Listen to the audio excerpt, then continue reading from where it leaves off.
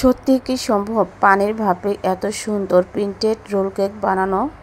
সত্যিই সম্ভব। আমি বলছি আপনাদেরকে, আমি সেই রেসিপিটাই আপনাদের সাথে আজকে শেয়ার করব। আসসালামু আলাইকুম, সবাই কেমন আছেন? আশা করি ভালো আছেন।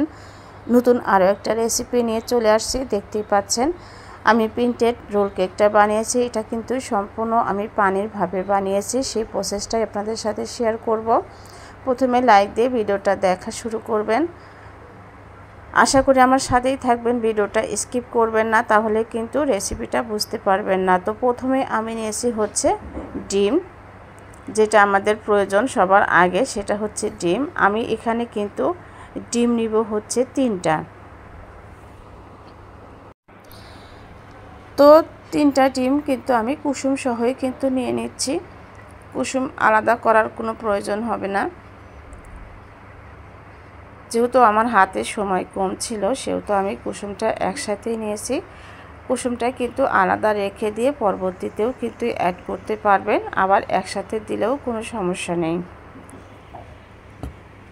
তো 3টা ডিম নেওয়ার পরে এখন আমি বিটার দিয়ে 2-3 মিনিটের মতো বিট করে নিচ্ছি। দেখতে পাচ্ছেন, ধৈর্য ধরে থাকেন, তাহলেই কিন্তু সম্পূর্ণ রেসিপিটা বুঝতে পারবেন। এখানে আমি নিয়েছি হচ্ছে হাফ কাপ চিনি। 3 ডিমের সাথে হাফ কাপ চিনি নিয়েছি।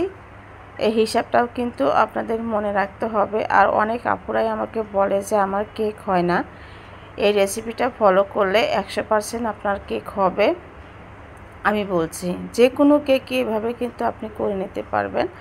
তো অল্প অল্প করে চিনি দিচ্ছি আর বিট করতে থাকছি। আর বিটারটা অবশ্যই এভাবে একদিকে ঘোরাবেন, অন্যদিকে কিন্তু ঘোরানো যাবে না। এটা হচ্ছে একটা টেকনিক।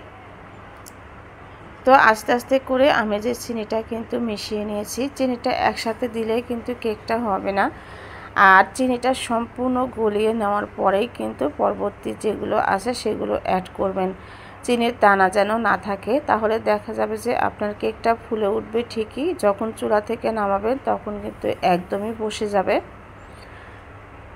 তো এখন আমি দিয়ে দেব হচ্ছে তেল। আমি তেল দিয়েছি হচ্ছে 2 টেবিল চামচ। তো আমি 2 টেবিল চামচ তেল দেওয়ার পরে এখন দিয়ে দেব হচ্ছে ভ্যানিলা এসেন্স। তো এসেন্সটা আমি দিব 1 চামচের মতো।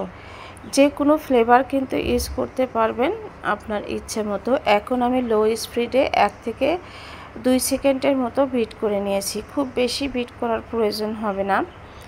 এখন আমি দেখতে পাচ্ছেন আমার ডোটা কিন্তু একদমই রেডি হয়ে গেছে, ডিমের যে ফোমটা। এখন দিব হচ্ছে ময়দা। এখানে আমি হাফ কাপ ময়দা নিয়েছি। হাফ কাপ চিনির সাথে হাফ কাপ ময়দাই কিন্তু লাগবে। নিয়েছি 1 চামচ বেকিং পাউডার। আর বেকিং সোডা দিয়ে দেব হচ্ছে 1/4 চামচের হাফ চামচ, মানে সবার যে ছোট চামচটা থাকে সেটারই হাফ চামচ দিয়েছি। তো আমি একটু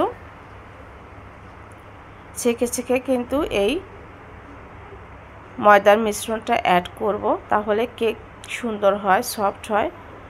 তো আলতো হাতে এগুলো আমি মিক্সড করে নিচ্ছি। অল্প অল্প করে দিচ্ছি আর কিন্তু মিক্সড করে নিচ্ছি। তো এভাবেই কাজটা করে নেবেন। আর এখানে কিন্তু আমি লবণ দিতে ভুলে গেছি। লবণটা আমি একটু পরবর্তীতে ইউজ করব।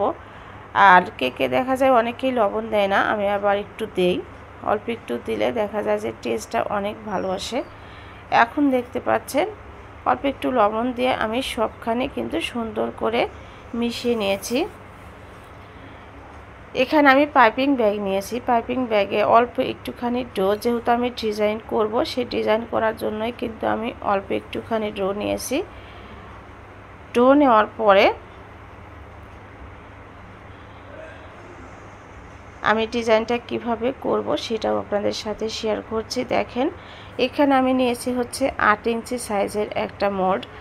যেহেতু রোল কেক হবে সেহেতু আমাকে একটু বড় মোল্ডটি কিন্তু নিতে হবে। সুন্দর করে তেলটা ব্রাশ করে নিলাম। তেলটা অবশ্যই ভালো করে ব্রাশ করে দিবেন। আর এই যে দেখেন, পাইপিং ব্যাগের মাথাটা কেটে আমি সিম্পল ফুলের মতো একটু ডিজাইন করে নিচ্ছি। এটা কিন্তু সবাই করে নিতে পারবেন, কোনো কঠিন কিছুই না। সাদা কালার দিয়েই আমি এভাবে ফুলগুলো বানিয়ে নিচ্ছি।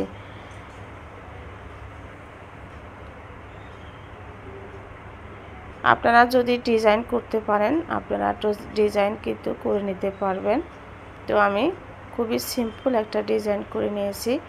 এখন আমি যে বাকি যে ডোটুকু আছে সেটুকু আমি একটুখানি বেগুনি কালার দিয়েছি, দিয়ে এই যে মাঝখানে আমি একটুখানি করে দিয়ে দিচ্ছি। তো এই কাজটা কিন্তু আমার শেষ। এখন আমি যেহেতু ইয়েলো কালার করব আমার কেকটা, সেহেতু আমি একটুখানি ফুড কালার দিয়ে দিয়েছি। এক ফোঁটা ফুড কালার দিলেই এনাফ, খুব বেশি দেওয়ার প্রয়োজন হবে না। এখন আমি যে সম্পূর্ণ ডোটা কিন্তু মোল্ডের ভিতরে ঢেলে দিলাম। এখন এই যে পানির ভাপে বসাবো। পানি আমি আগেই বসিয়ে রেখেছিলাম। পানিটা যখন ফুটে উঠেছে তখন আমি এখানে কেকটা দিয়ে দিব। আর ঢাকনাটা অবশ্যই কাপড় দিয়ে জড়িয়ে দিবেন, না হলে কিন্তু ঢাকনা থেকে যদি পানিটা গড়ে পড়ে তাহলে কেকটা নষ্ট হয়ে যাবে। আর যদি সাইডটা নিচু থাকে আর উপরটা উঁচু থাকে তাহলে পানি পড়ার সম্ভাবনা থাকে না। ঢাকনা কাপড় ছাড়াও কিন্তু করে নিতে পারবেন। তো চলে আসছে আমি 20 মিনিট পর। দেখেন আমার কেকটা কিন্তু একদম সুন্দর স্পঞ্জি একটা কেক হয়ে গেছে। আমি একটু চেক করে দেখলাম যে ঠিকঠাক আছে কিনা, কাঁচা আছে কিনা। তো আমি নামিয়ে নিয়েছি। এটা কিন্তু গরম অবস্থাতেই আমি মোল্ড আউট করব, কারণ দেখা যাবে যেহেতু আমরা ভাপে করেছি, এটা যদি আমরা ঠান্ডা হওয়ার জন্য রেখে দেই তাহলে নিচটা কিন্তু ঘেমে উঠতে পারে, তাহলে শেপটা নষ্ট হয়ে যাবে ডিজাইনটা। তো আমি একটা বোর্ডের উপরে যে বেকিং পেপার দিয়েছি, দিয়ে আমি কেকটা উল্টে মোল্ড আউট করে নিব।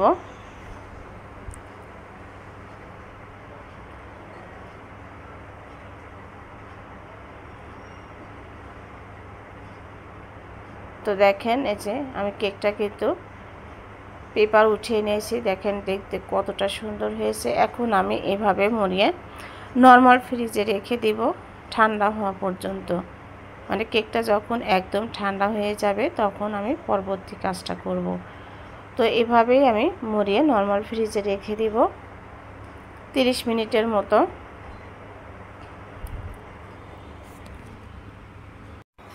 তো 30 মিনিট পর কিন্তু আমি কেকটা আবার বের করে নিয়েছি। দেখেন এখন আমি কি করব, এখানে যে কেকের ক্রিম আছে সেই ক্রিম দিয়ে দিব। ক্রিমটা আমি আগেই রেডি করে রেখেছিলাম। আপনারা কিন্তু ক্রিমের পরিবর্তে জেলি ইউজ করতে পারবেন, যে বিভিন্ন রকমের ফলও কিন্তু ইউজ করতে পারবেন, কোনো সমস্যা হবে না। এখন দেখেন এই যে আমি সুন্দর করে ক্রিমটা ছড়িয়ে দিচ্ছি। আর কেকের ভিতরে ক্রিম দিলে বাচ্চারা খেতে পছন্দ করে, আর এই কেকটা কিন্তু এমনিতেও খেতে ভালো লাগে। তো কেক মানেই তো ক্রিম। তো আবারও আমি মুড়িয়ে কিন্তু এভাবে নর্মাল ফ্রিজে রেখে দিব আবারও 2 ঘন্টার জন্য। আর এই কেকটা কিন্তু আমি একজনকে গিফট করার জন্য বানিয়েছিলাম। তো 2 ঘন্টা পরে আমি এই যে বের করে নিয়েছি। এখন সম্পূর্ণভাবে কিন্তু কেকটা রেডি হয়ে গেছে। তো দেখেন মাশাআল্লাহ দেখতে কতটা সুন্দর হয়েছে। এটা দেখতে যতটা সুন্দর হয় খেতেও কিন্তু তার চাইতেও অনেক বেশি মজা। আর আপনারা হয়তো বলবেন যে আপু কেটে দেখালেন না। সত্যি আমি দুঃখিত, আমি কেটে শেয়ার করতে পারি নাই, কারণ আমি একজনকে গিফট করেছিলাম। কেটে তো তাকে দেওয়া যাবে না। আমার ছোটো ভাবির ম্যারেজ ডে ছিল, সেই উপলক্ষে আমি কেকটা বানিয়েছি। তো কেমন লাগলো রেসিপি, ভালো লাগলে লাইক শেয়ার কমেন্টস করবেন, আর আমার চ্যানেলটা সাবস্ক্রাইব করবেন, পারলে একটা শেয়ার করে দিবেন। ধন্যবাদ সবাইকে।